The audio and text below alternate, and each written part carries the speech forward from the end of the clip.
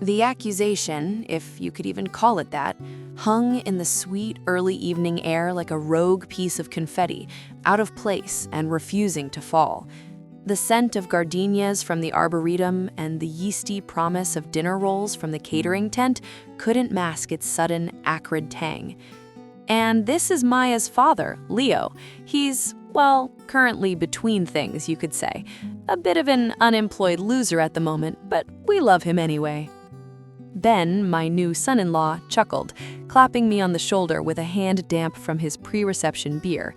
His boss, a man named Richard with a watch that probably told the time on Mars, offered a tight, performative smile that didn't reach his eyes.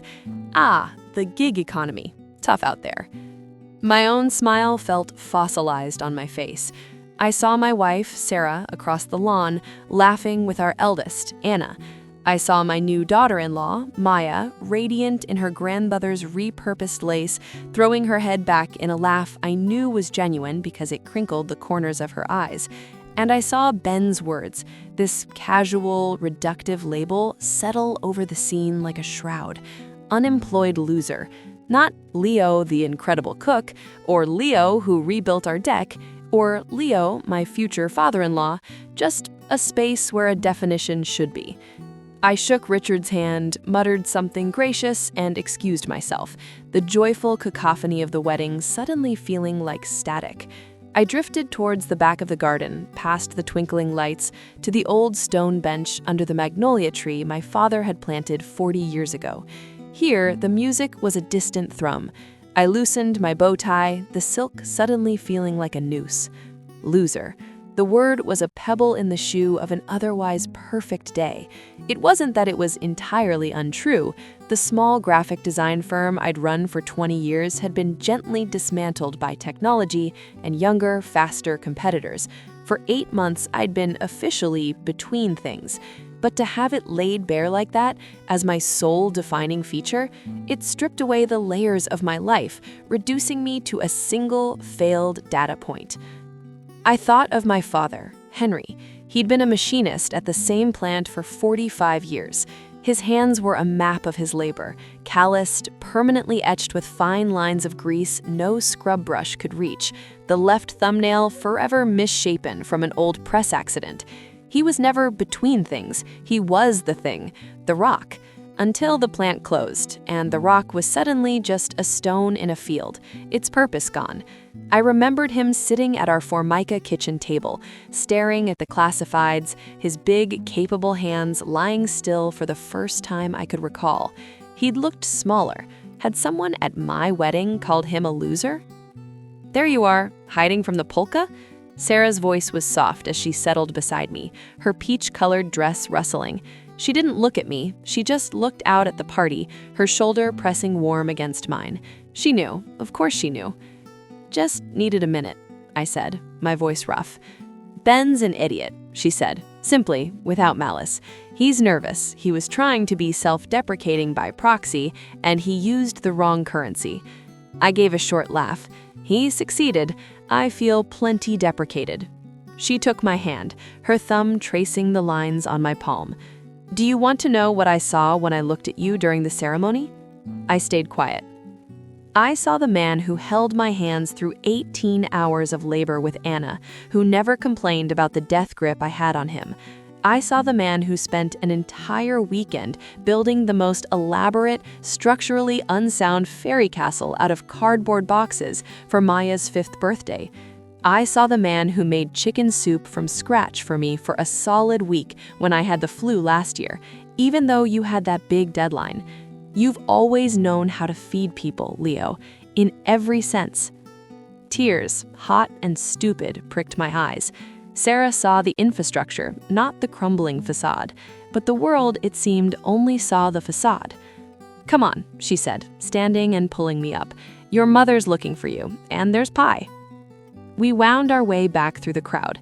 My mother, Alara, now 82 and leaning on her polished cherrywood cane, was holding court at a table with my aunts.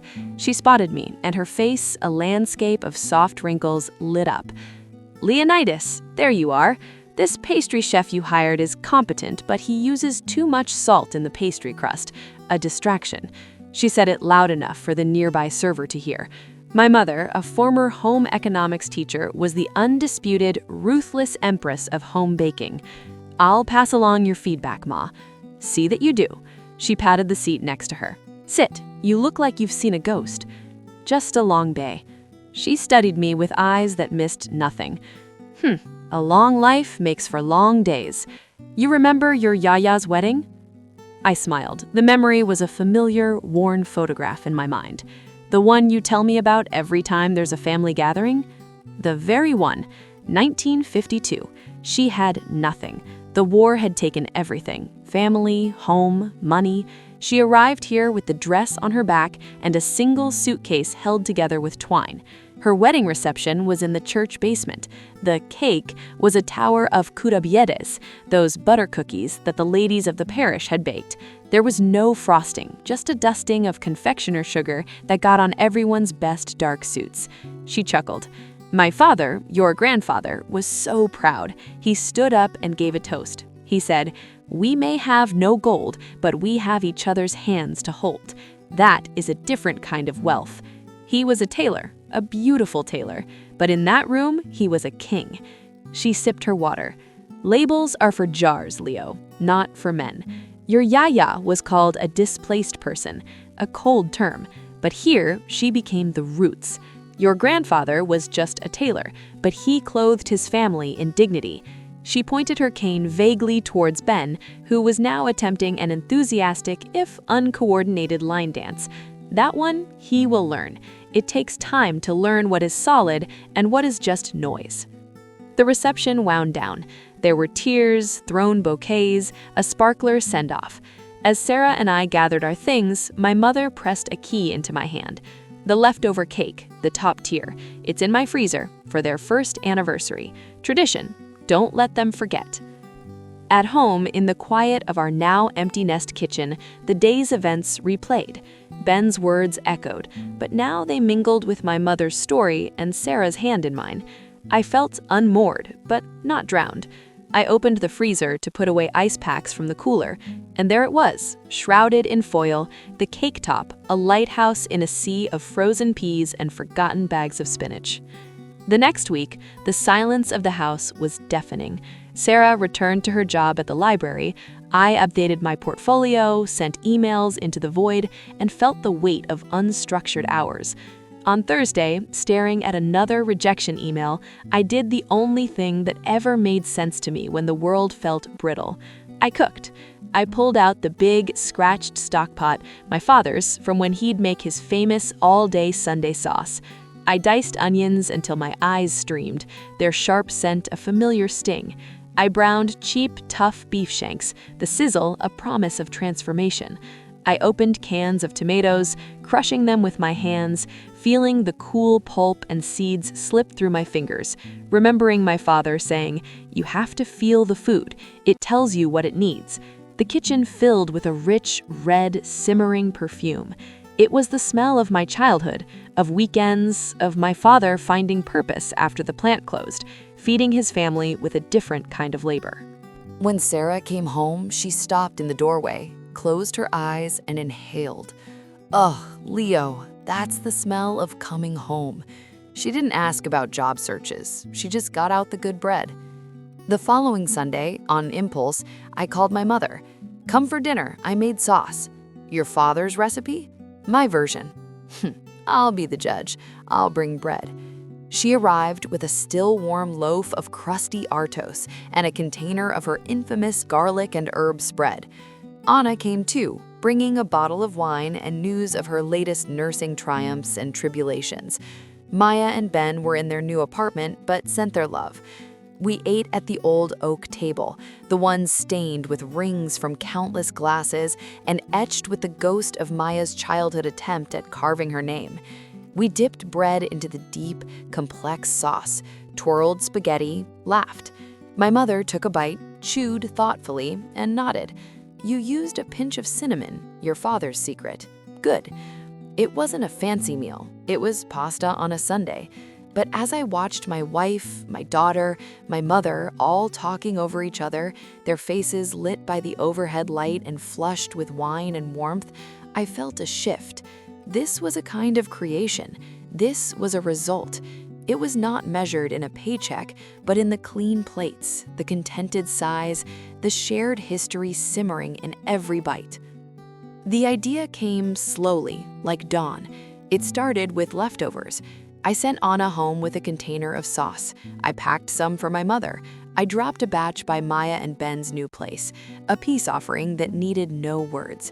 Ben ate 3 bowls, his earlier insult forgotten in the face of meatballs.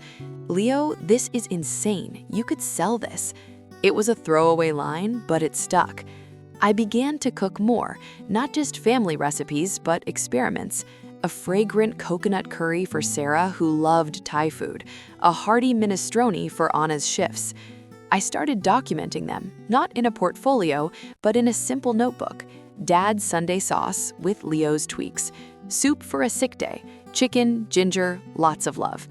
I took pictures with my phone, the steam rising in artistic swirls. One afternoon, scrolling through local community groups, I saw a post. A young couple, new parents with a preemie in the NICU, asking if anyone knew of prepared meals they could buy, as they were living on hospital cafeteria food and exhaustion. My heart clenched. I remembered those early, fragile days with Anna. Without overthinking, I replied, "I'm not a professional service, but I'd be happy to make you a week's worth of freezable, nourishing meals. No charge, just pay it forward someday." I listed a few options: a gentle chicken and rice soup, a baked pasta, some hearty muffins. The response was a torrent of grateful tears from the mother. That Sunday, instead of just cooking for us, I cooked for them. I delivered the meals to their porch in disposable containers with simple reheating instructions. A thank you note appeared in my mailbox a week later with a blurry, beautiful picture of their tiny baby, finally home. Word spread, quietly, through the neighborhood grapevine. An elderly man whose wife had just entered hospice, a teacher recovering from surgery. Not a business, just a thing I did. My portfolio became a fridge full of labeled containers. My office, the sun-drenched kitchen. My clients, my neighbors. I accepted donations for ingredients if offered, but never asked. The money from Ben's parents for the wedding, which had been sitting uncomfortably in my savings, found a purpose. It became my seed funding for groceries. One evening, Maya came over.